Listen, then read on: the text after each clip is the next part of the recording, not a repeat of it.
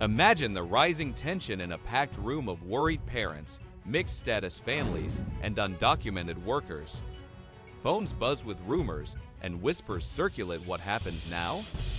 In 2016, it was build the wall. In 2024, it's mass deportation. Once again, Donald Trump has placed immigration at the center of his political vision, promising to crack down harder than ever before.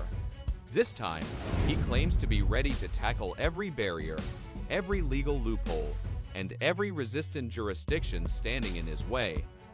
But what does that actually mean for millions of undocumented immigrants and for America itself? Let's break it down point by point. In this video, we'll explore Trump's mass deportation plans and their ripple effects, from bustling border towns to high-rise offices in New York. We'll uncover how families, communities, and advocates are bracing for what could be the most aggressive immigration policies in modern U.S. history. The promise of mass deportation, a bold campaign promise that could reshape the very fabric of America. President-elect Donald Trump's pledge to deport millions of undocumented immigrants sounds like something out of a political thriller, but could it actually become reality? When Donald Trump assumed office, immigration enforcement became a cornerstone of his administration, with aggressive rhetoric and high-profile ICE raids dominating headlines. But despite these hardline policies, deportation numbers under Trump didn't live up to expectations.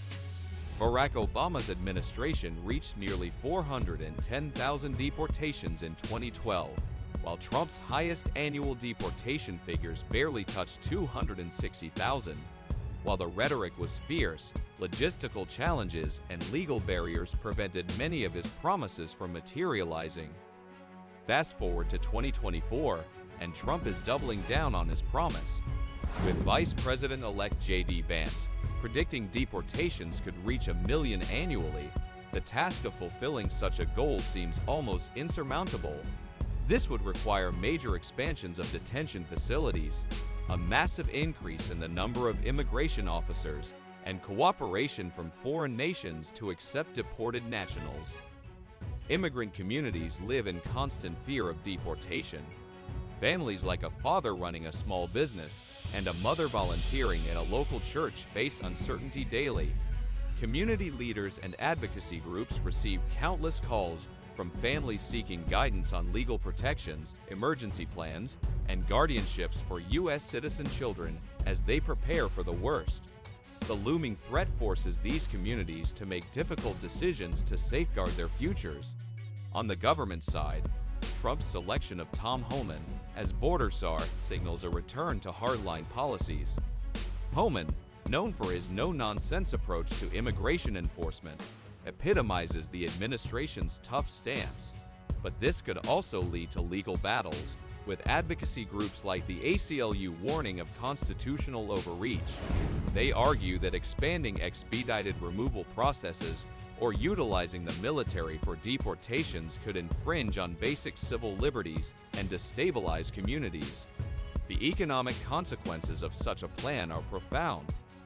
Immigrants, documented and undocumented, play essential roles in agriculture, construction, and hospitality, contributing $11.7 billion annually in state and local taxes. Mass deportations would likely cause significant workforce shortages, disrupt local economies, and reduce tax revenues, exacerbating the nation's economic instability. Trump's mass deportation plan is more than just an immigration policy. It's an attempt to redefine America's national identity. For supporters, it represents a bold move to enforce laws and protect sovereignty. For critics, it raises alarms about the legal, economic, and humanitarian consequences. Whether successful or not, this plan is already sending shockwaves through immigrant communities and beyond. A 1798 law in Trump's deportation plans. What does a 226-year-old law, drafted when the U.S. was only 16 states, have to do with modern immigration policy?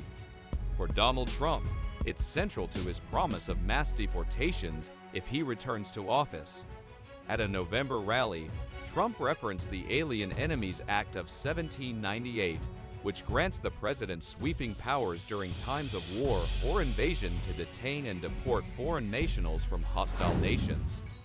Originally aimed at French nationals amid fears of espionage, the law has only been used 3 times in U.S. history during the War of 1812, World War I, and World War II.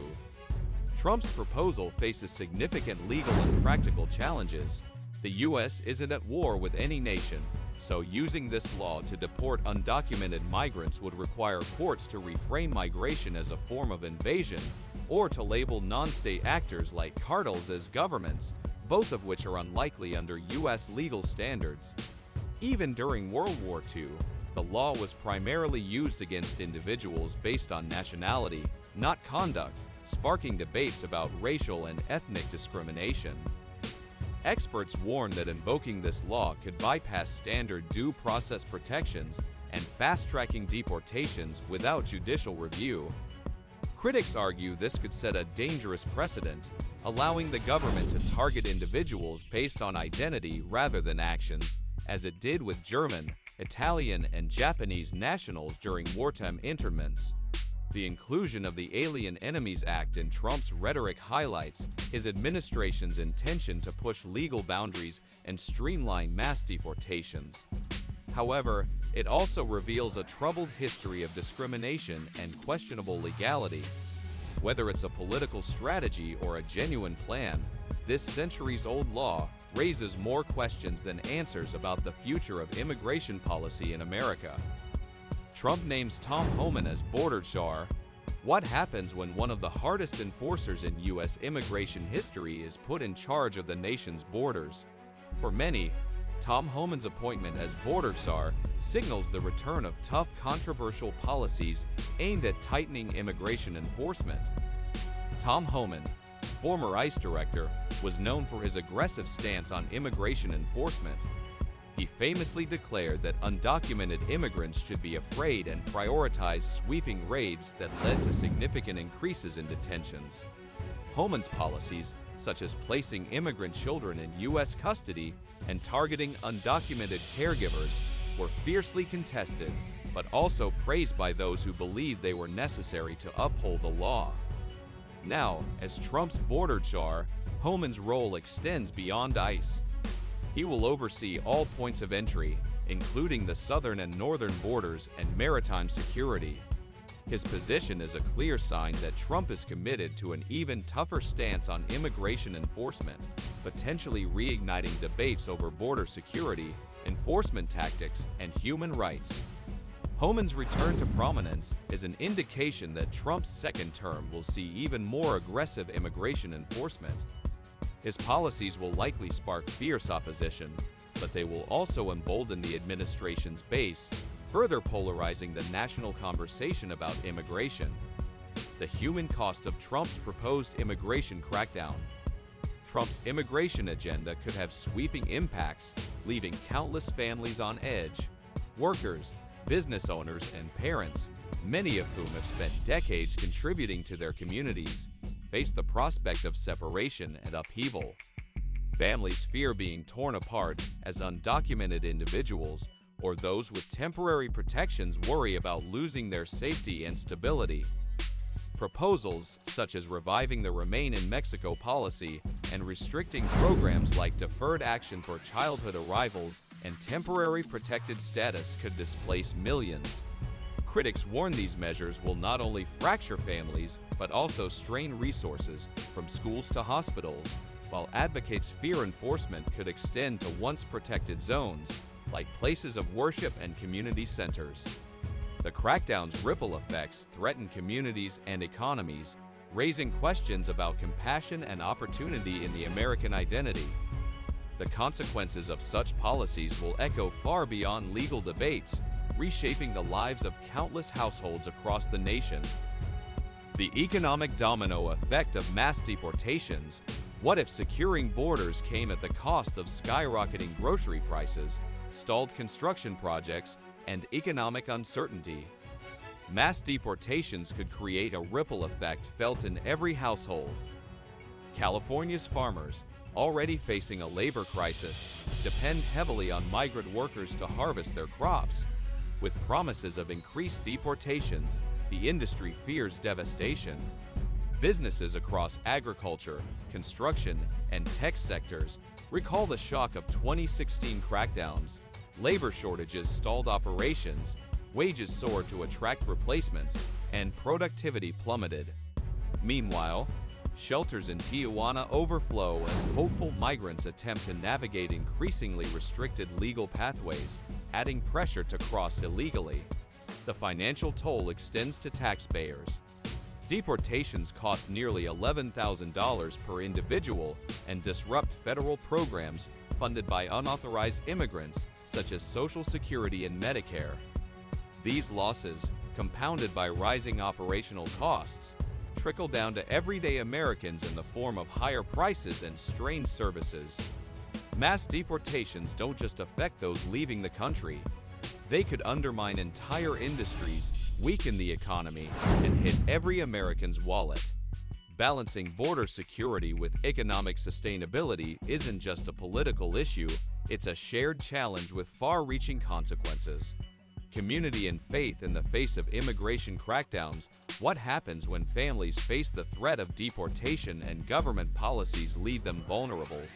Communities and faith groups often become the unexpected heroes. In cities like New York, places of worship, churches, mosques, and synagogues are pivoting from traditional roles to frontline defenders against deportation. Faith leaders now strategize biweekly on ways to support vulnerable families. Sanctuary cities like Los Angeles reaffirm their protections, but advocates acknowledge that federal enforcement limits local efforts. Meanwhile, internal divisions within immigrant communities add complexity. Some individuals support targeted deportations for criminals, believing stricter immigration controls are necessary, even if it risks harming law-abiding families. These stories reveal both unity and division, showing how communities resist fear while grappling with the moral and social costs of immigration policies. It's a reminder that in the face of challenges, hope and solidarity often come from the grassroots. Trump's mass deportation plan faces legal, logistical, and ethical hurdles. Deporting 1 million people a year sounds like a bold plan, right? But can it actually happen? And what's the fallout? Backed by figures like J.D. Vance, Trump's push for record-breaking deportations would stretch government resources to the limit. A plan to remove millions would require massive expansions of detention facilities, officers, and immigration courts, with a price tag close to $1 trillion. To bypass legal challenges, Trump plans to invoke the rarely used Alien Enemies Act, intensifying his efforts even further. But resistance is mounting from immigrant advocacy groups, legal teams, and local governments, with organizations like the ACLU preparing for a fight. Cities like Los Angeles are already standing firm, refusing to cooperate with federal immigration enforcement, understanding that the impact of such policies extends beyond deportation, casting a shadow over entire communities. While the plan may energize Trump's base, its implementation faces huge logistical, legal, and ethical challenges. This battle promises to spark a nationwide debate on immigration and the future of American communities. In conclusion, Trump's mass deportation plan faces significant legal, logistical, and ethical challenges, with serious economic and humanitarian consequences. While it may energize his base, its implementation could reshape communities, disrupt industries, and provoke intense national debates.